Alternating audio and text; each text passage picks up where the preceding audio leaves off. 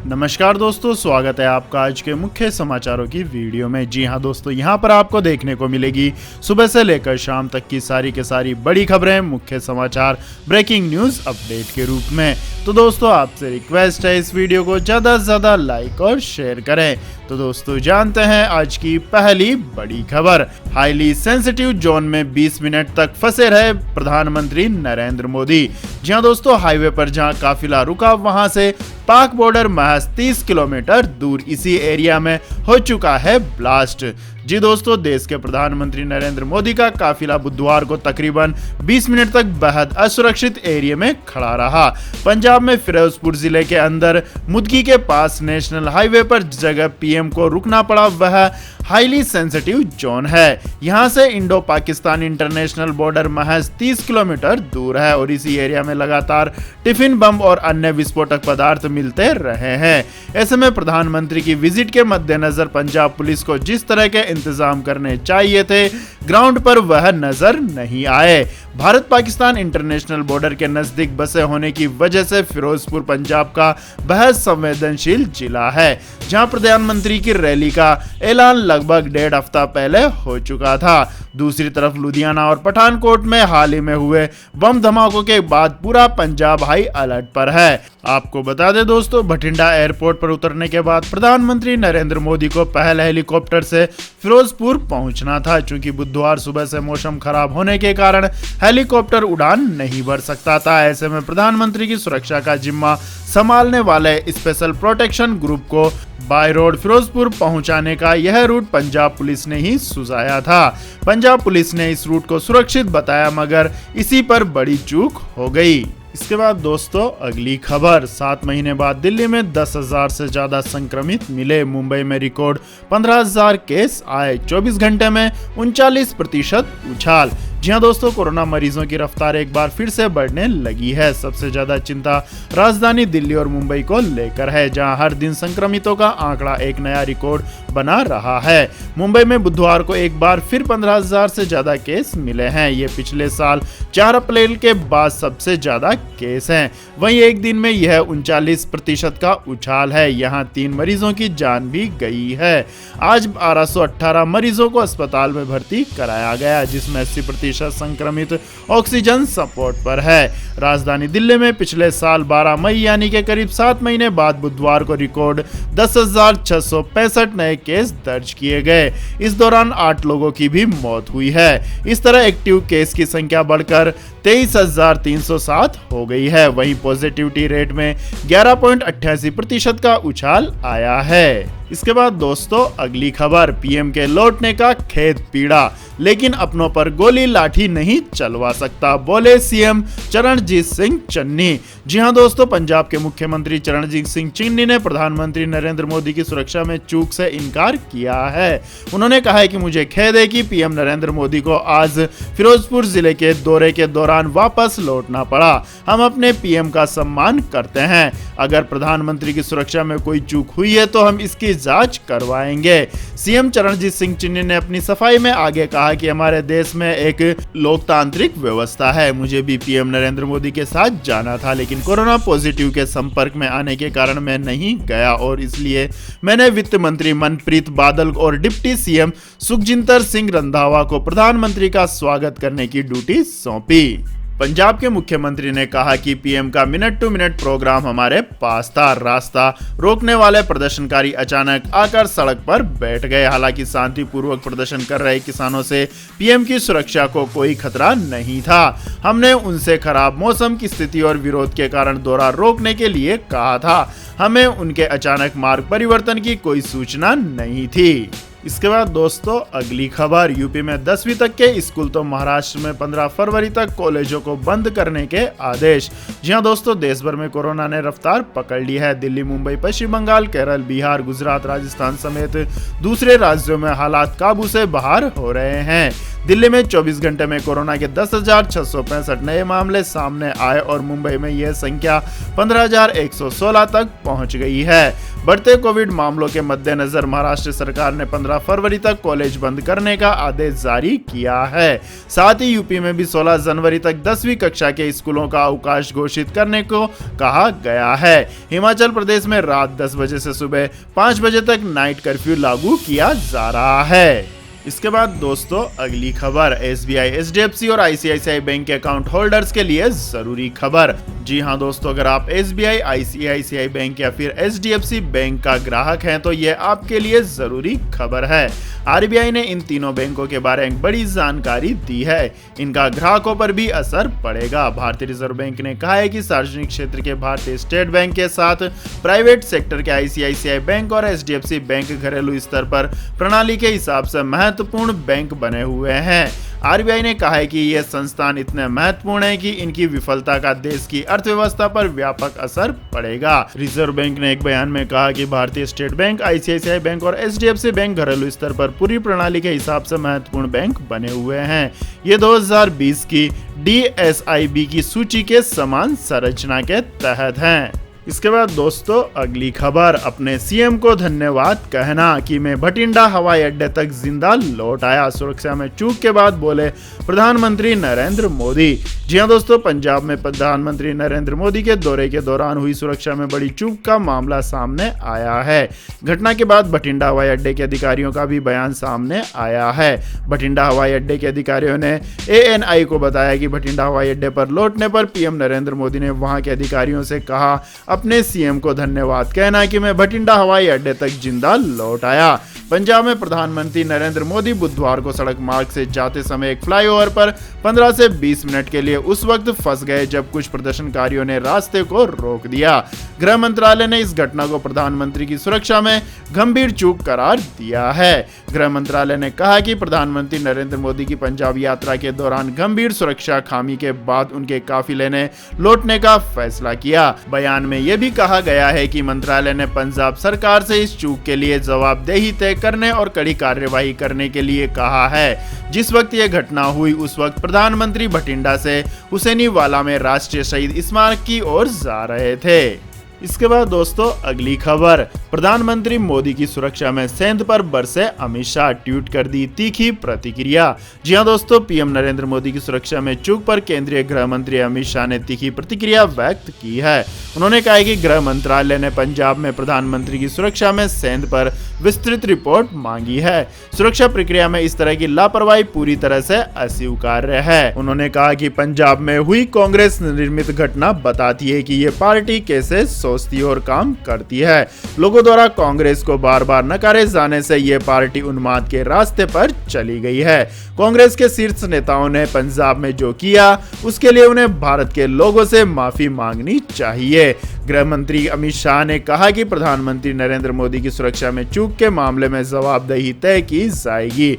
ऐसी लापरवाही बर्दाश्त नहीं की जा सकती है। इससे पहले केंद्रीय गृह मंत्री ने पूरे घटनाक्रम पर बयान जारी कर कहा कि प्रधानमंत्री नरेंद्र मोदी की सुरक्षा में चूक हुई है। इस सुरक्षा चूक के कारण प्रधानमंत्री नरेंद्र मोदी पंजाब के फिरोजपुर में रैली में नहीं जा सके। इसके बाद दोस्तों अगली खबर, कजाकिस्तान में तेल ने गिरा दी सरकार, फ्यूल की कीमतों में बढ़ोतरी के बाद हिंसक विरोध प्रदर्शन, इमरजेंसी लागू, प्रधानमंत्री ने दिया इस्तीफा। जी हां दोस्तों, कजाकिस्तान में तेल की कीमतों में बढ़ोतरी को लेकर जारी हिंसक विरोध प्रदर्शन की वजह से सरकार को इस्तीफा देना पड़ा है। कजाकिस्तान के प्रधानमंत्री अस्कर ममीन ने बुधवार को राष्ट्रपति कासिम-जोमार्ट तोकायेव को इस्तीफा भेजा, जिसे स्वीकार कर लिया गया। राष्ट्रपति ने अली खान समाइलोव को कार्यवाहक प्रधानमंत्री भी नियुक्त कर दिया है। इसके साथ ही देश में 5 जनवरी से 19 जनवरी तक इमरजेंसी लगा दी गई है। प्रदर्शनकारियों को शांत करने के लिए पुलिस ने लाठीचार्ज के साथ आंसू गैस का भी इस्तेमाल किया है। रिपोर्ट के मुताबिक राष्ट्रपति ने कहा कि कजाकिस्तान रिपब्लिकन के अनुच्छेद 70 के तहत मैं सरकार का इस्तीफा स्वीकार करता हूं। नई सरकार बनने तक वर्तमान सरकार के सदस्य अपने कर्तव्यों का पालन करते रहेंगे। इसके अलावा गरीब परिवारों को सब्सिडी सब्सिडी देने पर भी विचार करने का आदेश दिया गया है। इसके बाद दोस्तों जानते हैं आज के मौसम अपडेट्स। लेकिन दोस्तों मौसम अपडेट्स जानने से पहले आप लोगों से गुजारिश है कि इस वीडियो में दिखाई गई खबरें अगर आपको पसंद आई हो तो इस वीडियो को लाइक करें, शेयर करें और हमारे चैनल को सब्सक्राइब करें। तो दोस्तों जानते हैं आज के मौसम अपडेट्स। तो दोस्तों अगले 24 घंटों के दौरान पश्चिमी हिमालय पर हल्की से मध्यम बारिश और हिमपात होने की संभावना है। वहीं कुछ स्थानों पर भारी बारिश के साथ साथ बर्फबारी भी हो सकती है। वहीं पंजाब, हरियाणा और राजस्थान में भी हल्की से मध्यम बारिश के साथ कुछ स्थानों पर भारी बारिश हो सकती है। इन राज्यों में कुछ स्थानों पर ओलावृष्टि की भी संभावना है। वहीं दिल्ली, पश्चिम और मध्य उत्तर प्रदेश, गुजरात के कुछ हिस्सों और पश्चिम और उत्तरी मध्य प्रदेश में भी हल्की से मध्यम बारिश हो सकती है। उत्तर पश्चिम और मध्य भारत के दिन के तापमान में 2 से 4 डिग्री की गिरावट आएगी। आपको बता दें दोस्तों पश्चिमी विक्षोभ जम्मू कश्मीर पर बना हुआ है और एक और पश्चिमी विक्षोभ उत्तरी पाकिस्तान और उससे सटे अफगानिस्तान पर देखा जा सकता है। एक चक्रवाती हवाओं का क्षेत्र दक्षिण पश्चिमी राजस्थान और पाकिस्तान के आसपास के क्षेत्र पर बना हुआ है। पूर्वी बंगाल के ऊपर एक चक्रवाती हवाओं का क्षेत्र बना हुआ है। एक ताजा पश्चिमी विक्षोभ जो अधिक मजबूत होगा आज की रात से पश्चिमी हिमालय को प्रभावित करना शुरू करेगा। इसके बाद दोस्तों जान लेते हैं आज के सोने और चांदी के दाम। तो दोस्तों भारतीय सराफा बाजार में आज सोने के भाव में तेजी देखने को मिली। वहीं चांदी की कीमतों में भी उछाल दर्ज किया गया। दिल्ली सराफा बाजार में आज सोने के दाम में 154 रुपए की तेजी दर्ज की गई, तो वहीं चांदी की कीमतों में 352 रुपए की उछाल दर्ज की गई। दिल्ली सराफा बाजार में आज सोने के दाम 154 रुपए प्रति 10 ग्राम की तेजी के साथ 46,969 रुपए प्रति 10 ग्राम पर बंद हुए, जो कि पिछले कारोबार के दौरान 46,815 रुपए प्रति 10 ग्राम थे। वहीं बात करें चांदी की तो दोस्तों चांदी के दाम में भी आज तेजी दर्ज की गई और 60,000 रुपए प्रति किलोग्राम के ऊपर बनी रही। दिल्ली सराफा बाजार में चांदी के दाम 352 रुपए की तेजी के साथ 60,725 रुपए प्रति किलोग्राम पर बंद हुए। वहीं पिछले कारोबारी सत्र में यह चांदी 60,373 रुपए प्रति किलोग्राम पर बंद हुई थी। इसके बाद दोस्तों अगली खबर, रेल यात्रियों के लिए खुशखबरी, अब पोस्ट ऑफिस में भी बुक करा सकेंगे ट्रेन टिकट। जी हाँ दोस्तों, अगर आप भारतीय रेल से सफर करते हैं तो आपके लिए खुशखबरी है। दरअसल यात्रियों की सुविधा और जरूरतों को देखते हुए Indian railway catering and tourism corporation यानी IRCTC ने एक नई योजना की शुरुआत करने जा रही है। अब आप नजदीकी पोस्ट ऑफिस में भी ट्रेन टिकट बुक कर सकते हैं। इस सुविधा से रेलवे स्टेशनों के काउंटरों पर भी भीड़ नहीं लगेगी। जानकारी के मुताबिक रेल और संचार मंत्री अश्विनी वैष्णव 6 जनवरी को उत्तर प्रदेश के 9,147 पोस्ट ऑफिस से रेलवे रिजर्वेशन टिकट जारी करने की योजना की शुरुआत करेंगे। 6 जनवरी से ही सभी प्रदेश के सभी ब्रांच पोस्ट ऑफिस तक ग्रामीण डाक सेवक यानी GDS यात्रियों के लिए ट्रेनों के रिजर्वेशन टिकट बना सकेंगे। इसके बाद दोस्तों अगली खबर, LIC IPO का वैल्यूएशन रह सकता है उम्मीद से कम, जानिए कब आएगा IPO। जी हाँ दोस्तों, सरकारी बीमा कंपनी LIC के IPO का इंतजार जल्द समाप्त हो सकता है। सेबी के पास IPO के ड्राफ्ट पेपर बस कुछ ही दिनों में फाइल कराए जा सकते हैं। सरकार को इस IPO से खूब कमाई होने की उम्मीद है। सरकार की कोशिश इसे इस वित्तीय वर्ष 2021-22 में ही लिस्ट कराने की है। इस कोशिश को सिर चढ़ाने के लिए अब सरकार की ओर से गंभीर प्रयास किए जा रहे हैं। LIC के अधिकारियों ने हाल ही में ग्लोबल निवेशकों के साथ एक बातचीत में यह संकेत दिया है कि LIC जनवरी के तीसरे हफ्ते में अपने IPO के लिए मार्केट रेगुलेटर सेबी के पास ड्राफ्ट पेपर जमा करा सकती है। ड्राफ्ट पेपर सामने आते ही इस IPO से जुड़े कई संभावनाएं समाप्त हो जाएगी। इस IPO को लेकर हर किसी में उत्साह है। इसके बाद दोस्तों अगली खबर, एयरटेल पेमेंट बैंक को RBI से मिला शेड्यूल बैंक का दर्जा। जी हाँ दोस्तों, भारतीय स्टेट बैंक यानी RBI ने एयरटेल पेमेंट बैंक को शेड्यूल बैंक के रूप में कैटेगराइज्ड किया है। देश के अग्रणी पेमेंट बैंकों में से एक एयरटेल पेमेंट बैंक ने मंगलवार को यह जानकारी दी। इससे पहले पेटीएम पेमेंट बैंक को भी यह दर्जा मिला था। एक बयान में कहा गया है कि शेड्यूल बैंक का दर्जा मिलने के बाद एयरटेल पेमेंट बैंक सरकार द्वारा रिक्वेस्ट फॉर प्रपोजल यानी RFP और प्राथमिक नीलामियों में भाग ले सकता है और केंद्र तथा राज्य सरकार दोनों के कारोबार में शामिल हो सकता है। इसके अलावा वह सरकार द्वारा ऑपरेटेड कल्याण योजनाओं में भी भाग ले सकता है। अब वह सरकार की तरफ से चलाई जाने वाली फाइनेंशियल इंक्लूजन योजनाओं में पार्टनरशिप के लिए योग्य हो जाएगा। आपको बता दें दोस्तों, एयरटेल पेमेंट बैंक देश का सबसे तेजी से बढ़ता डिजिटल बैंक है। इसके यूजर्स की संख्या 11.5 करोड़ है। बैंक सितंबर 2021 की तिमाही में मुनाफे की स्थिति में आ गया है। एयरटेल पेमेंट बैंक के चीफ एग्जीक्यूटिव ऑफिसर अनुव्रत विश्वास ने कहा कि हम शेड्यूल बैंक का दर्जा देने के लिए रिजर्व बैंक के आभारी हैं। इसके बाद दोस्तों अगली खबर, इंडिया साउथ अफ्रीका टेस्ट का तीसरे दिन का खेल खत्म होने तक रोमांचक स्थिति में पहुंचा मुकाबला। जी हां दोस्तों, भारत और दक्षिण अफ्रीका के बीच वांडर्स मैदान पर खेला जा रहा सीरीज का दूसरा टेस्ट तीसरे दिन के खेल की समाप्ति पर रोमांचक मोड़ पर पहुंच गया है।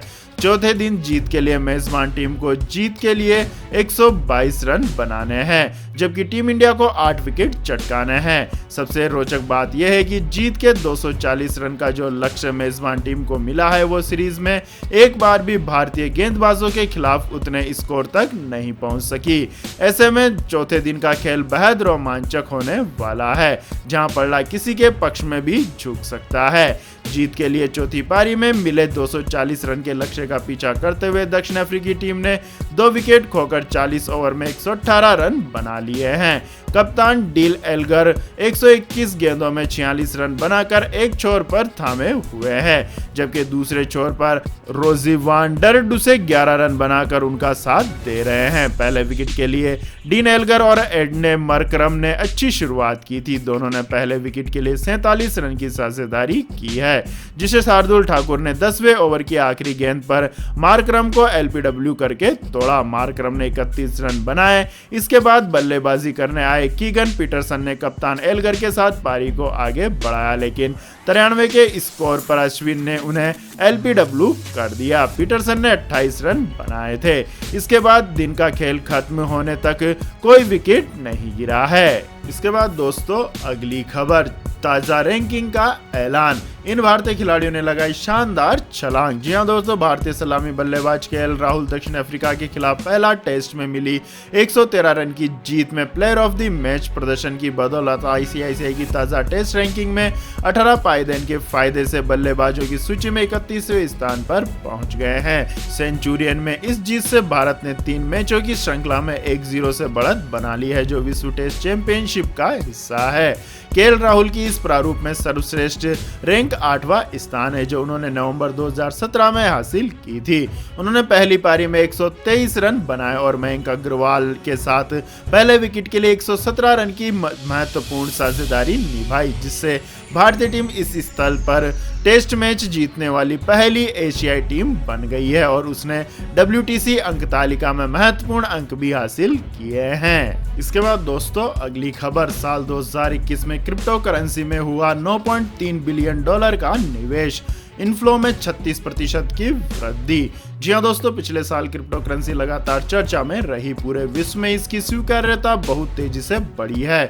इस बीच ग्लोबल क्रिप्टो फंड्स में साल 2021 में $9.3 बिलियन का निवेश हुआ है। साल 2020 की तुलना में 2021 के दौरान इनफ्लोज में 36% की वृद्धि देखी गई, क्योंकि संस्थागत निवेशकों ने पूरे साल इस डिजिटल एसेट पर दांव लगाना जारी रखा। डिजिटल एसेट मैनेजमेंट फर्म कॉइनशेयर ने एक रिपोर्ट में कहा कि इनफ्लो 2020 में $6.8 बिलियन की तुलना में 2021 में बढ़कर $9.3 बिलियन हो गया है। साल 2019 से 2020 तक की वृद्धि 806% रही थी। कॉइनशेयर के इन्वेस्टमेंट स्ट्रेटेजिस्ट जेम्स बटरफील्ड ने मंगलवार को रिपोर्ट में लिखा कि हमारा मानना है कि यह एक मैच्योर इंडस्ट्री का प्रतिनिधित्व करता है, जिसमें एसेट अंडर मैनेजमेंट 2021 में $62.5 मिलियन पर रही, जो 2019 के अंत में सिर्फ $2.8 बिलियन रही। दुनिया की सबसे प्रचलित क्रिप्टो करेंसी बिटकॉइन की अधिकतम AUM हिस्सेदारी $29.7 बिलियन थी, जबकि 2021 की इनफ्लोज $6.3 बिलियन थी, जो 2020 में $5.4 बिलियन से सालाना आधार पर 16% की वृद्धि रही। इसके बाद दोस्तों अगली खबर, जनवरी में लॉन्च होगी टॉर्क की made in India electric bike. जी हां दोस्तों, इलेक्ट्रिक व्हीकल बनाने वाली कंपनी टॉर्क मोटर्स जनवरी के आखिर तक made in India E bike T6X को लॉन्च करने जा रही है। इस बाइक को क्रोटेक्स नाम दिया गया है। कंपनी ने कहा है कि लॉन्च कुछ महीनों के भीतर बाइक की डिलीवरी शुरू होने की उम्मीद है। टॉर्क्स मोटर्स ने कहा है कि इस बाइक में टॉर्क्स लियोन बैटरी पैक का इस्तेमाल किया जाएगा जो ज्यादा पावर और ज्यादा रेंज देगा। ये bike fast charging, data service और 4G टेलीमेट्री जैसी आधुनिक तकनीक से लैस होगी। कंपनी ने कहा कि सालों की रिसर्च और डेवलपमेंट के बाद हम भारत की पहली इलेक्ट्रिक मोटरसाइकिल कैट्रोस को फिर से पेश करने के लिए पूरी तरह तैयार है। सिर्फ इसका नाम T6X से बदलकर कैट्रोस नहीं किया है, बल्कि यह T6X के मुकाबले बिल्कुल नई मोटरसाइकिल है। इसके बाद दोस्तों अगली खबर, टेक कंपनी सोनी लॉन्च करेगी इलेक्ट्रिक कार, पहली बार पेश की 7 सीटर SUV। जी हाँ दोस्तों, टेक कंपनी सोनी अब इलेक्ट्रिक मोबिलिटी की दुनिया में कदम रखने जा रही है। CES 2022 में सोनी ने अपनी विजन S EV को रोल आउट किया है, जिससे हमने पिछले साल देखा था। इसके साथ ही कंपनी ने नया SUV कंसेप्ट विजन S02 को पेश किया है। सोनी ने एक नई कंपनी लॉन्च की है जिसका फोकस इलेक्ट्रिक कार पर होगा। 5 जनवरी से शुरू हुए कंज्यूमर इलेक्ट्रॉनिक्स शो CES 2022 में तमाम कंपनियां अपने अपकमिंग प्रोजेक्ट्स को पेश कर रही है। ये इवेंट 8 जनवरी शनिवार तक चलेगा, जिसमें कई आकर्षक डिजाइन देखने को मिलेंगे। आपको बता दें दोस्तों, आने वाला व्हीकल इलेक्ट्रिक व्हीकल्स का ही होगा, जिसने दुनिया भर में कई कंपनियों को अपनी ओर आकर्षित किया है। सोनी भी इस दौड़ में शामिल होने जा रही है। सोनी ने 7 सीटर वाली SUV विजन S02 के प्रोटोटाइप को शो में दिखाया है।